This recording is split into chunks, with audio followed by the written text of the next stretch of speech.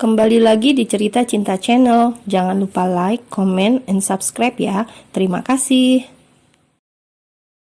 Derasnya air hujan membasahi bumi pada sore hari itu.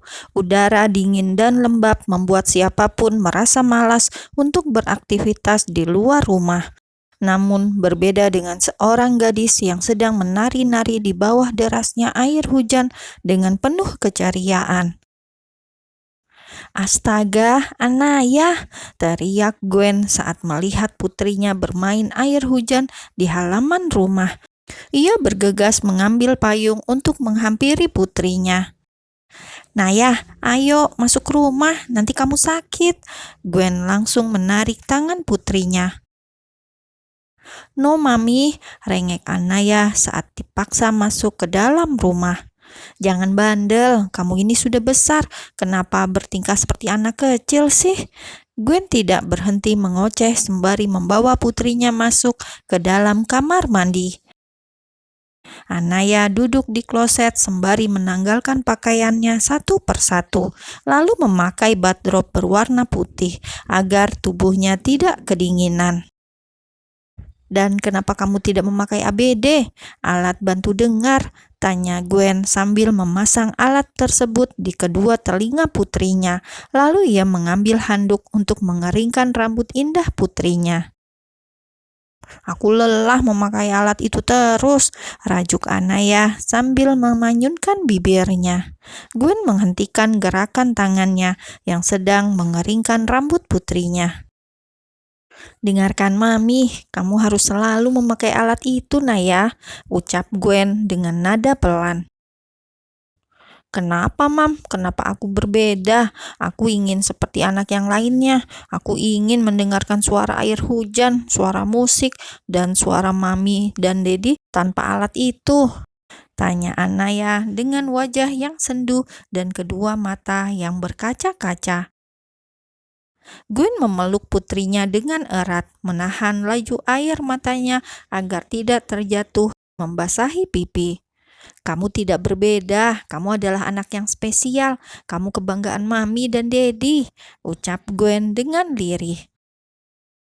"Jangan berkata seperti itu lagi, Nak," lanjut Gwen sembari mengusap punggung putrinya berulang kali. Terkadang rasa lelah menghampiri Anaya dan membuatnya frustasi dengan kekurangan yang dia miliki. Bukan hanya itu saja, ia sering mendapatkan bulian dari teman-teman sekolahnya karena dia adalah penyandang tunarungu. Kedua orang tua Anaya memindahkan Anaya ke sekolah lain saat mengetahui putrinya mendapatkan bulian. Namun semua tidak sesuai harapan di sekolah barunya. Anaya tetap saja mendapatkan bulian dari teman-teman sekelasnya, membuat gadis itu hampir depresi. "Aku ingin pindah sekolah," ucap Anaya setelah pelukan itu terurai. "Lagi, ini sudah ketiga kalinya kamu meminta pindah sekolah," ucap Gwen kepada putrinya.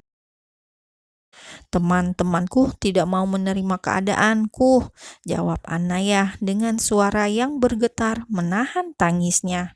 Gwen menghela nafas panjang, lalu mengusap lembut pucuk kepala putrinya.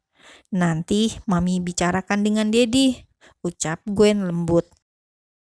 Sebagai seorang ibu, tentu saja Gwen merasa sedih melihat putrinya seperti itu. Tapi kembali lagi, Anaya memang mempunyai kekurangan, akan tetapi gadis cantik itu juga mempunyai kelebihan yang luar biasa. "Jangan bersedih lagi, semestinya kamu bangga, Naya, karena kamu adalah gadis yang sangat cerdas, mempunyai suara yang indah, dan membuat para gadis lain yang di luar sana merasa iri denganmu," ucap Gwen yang kini menyisir rambut putrinya.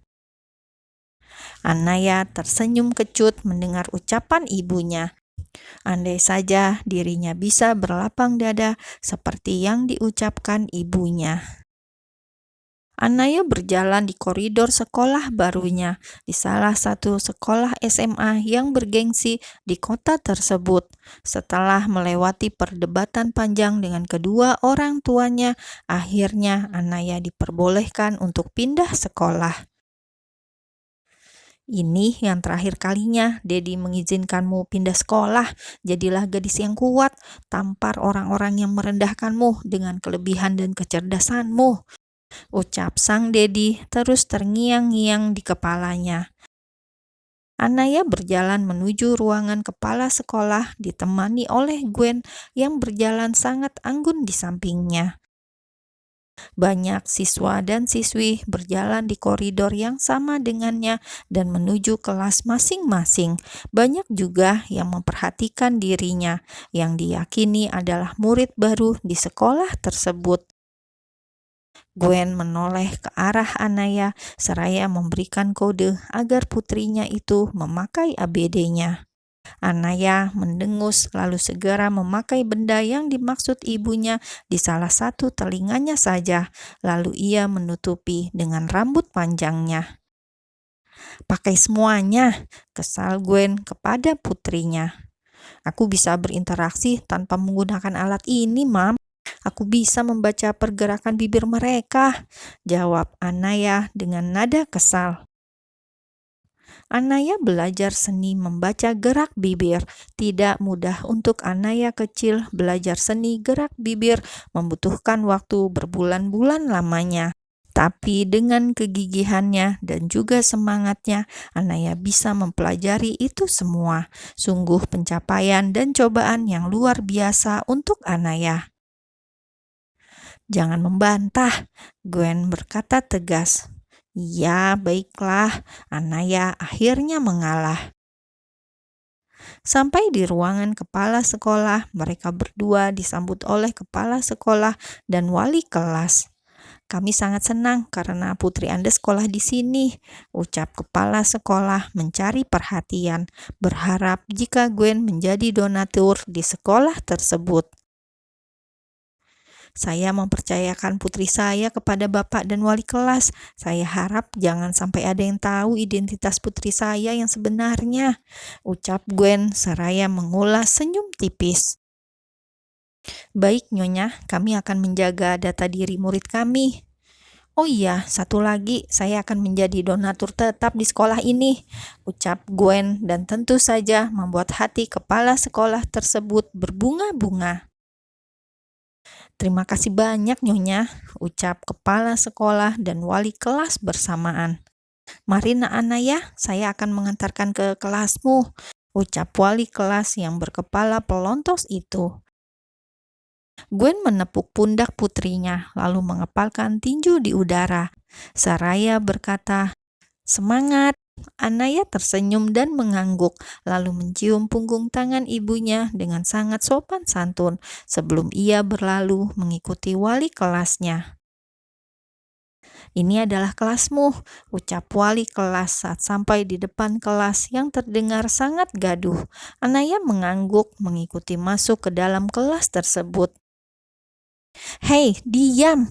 seru wali kelas tersebut saat melihat para muridnya berisik. Ada yang duduk di atas meja, ada yang bernyanyi, bahkan ada yang berfoto selfie dan joget tik-tik di sana. Anaya meringis saat melihat suasana di kelas tersebut tidak sesuai seperti yang ia harapkan. Mendengar suara wali kelasnya yang berteriak keras membuat para murid itu langsung diam dan duduk di kursinya masing-masing. Tiba-tiba kelas tersebut menjadi lengang, sunyi. Belasan tatapan mata itu mengarah kepada Anaya, menatap Anaya dengan sangat intens. Anaya menundukkan kepala. Rasa percaya dirinya lenyap seketika saat mendapatkan tatapan aneh seperti itu. Ia takut dibuli lagi. "Anaya, perkenalkan dirimu," ucap wali kelas. Anaya mengangguk, lalu ia berjalan menuju whiteboard, mengambil spidol dan menuliskan namanya di sana. My name is Anaya Aurora.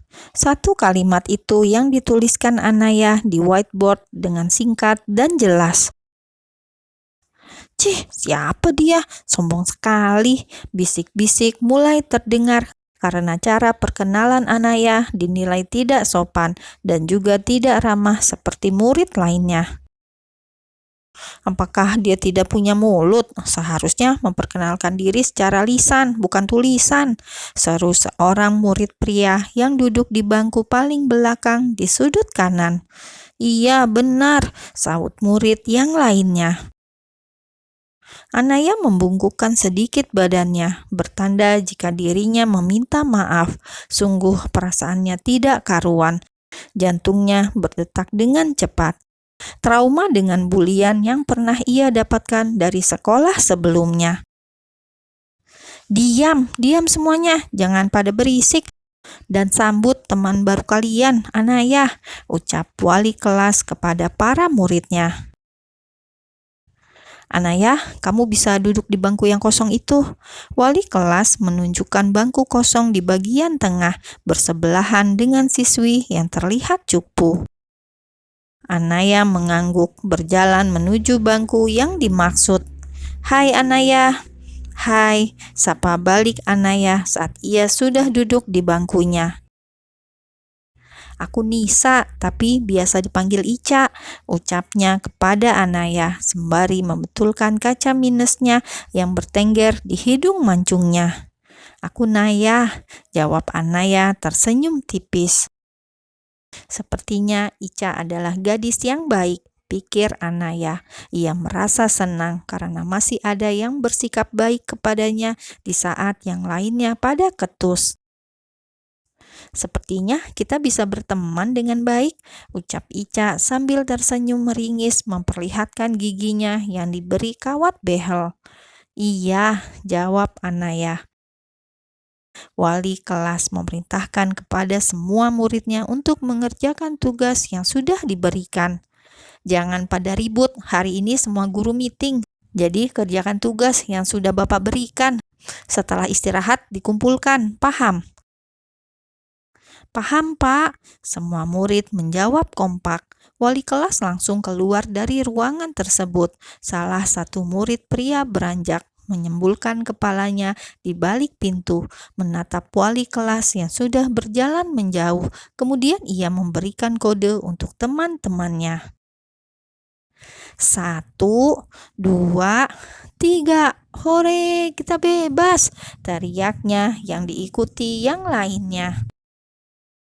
Semua murid kecuali Anaya dan Ica bersorak heboh, bahkan ada yang naik di atas meja sembari berjoget-joget. Jam kosong adalah jam kemerdekaan bagi semua siswa di sekolah.